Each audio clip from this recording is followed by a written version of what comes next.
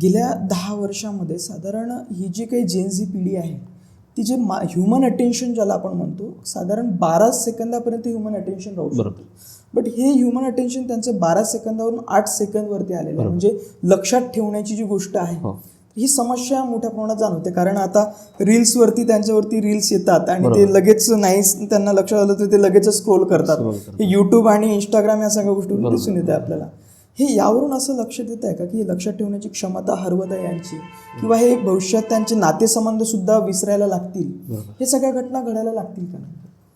निश्चितच एक वकील म्हणून मी याच्याकडे कॉज अँड इफेक्ट म्हणून हा दृष्टीने पाहू शकतो की मायक्रोसॉफ्ट किंग्स कॉलेज लंडन यांनी पण एक हा डाटा दिलेला आहे की ज्याच्यात मानवी जे तुम्ही विचार करण्याची क्षमता आहे ती खूप कमी झालेली आहे. आपण सतत तो डोपामाइन इफेक्ट जो असतो की सतत एक 10 सेकंदांनी 15-20 सेकंदांनी आपल्याला एक तो झटका बसतो की आपण लगेच मोबाईल हातात धरतो आणि अगदी तंत्रवत आपला हात बरोबर मोबाईलकडे जातो, आपण मोबाईल पकडतो, त्याला स्क्रोल करतो आणि जे समोर असेल त्याला स्क्रोल करत राहतो. हे फक्त जेन झी पिढीचंच नाही तर सगळ्यांनाच लागू होत आहे.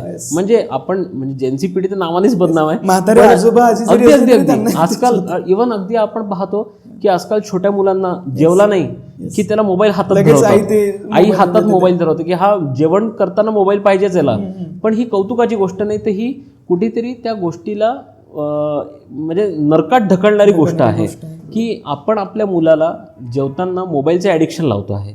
तर त्याला ते नुसतं स्क्रोल ज्याला आपण हा आत्ता इफेक्ट पाहतोय की डोपामाइनचा झटका आपल्याला आता हे कळत आहे किंवा या गोष्टीवर आता आपण चिंतन करतोय किंवा त्या गोष्टीचा विचार करतो आहे.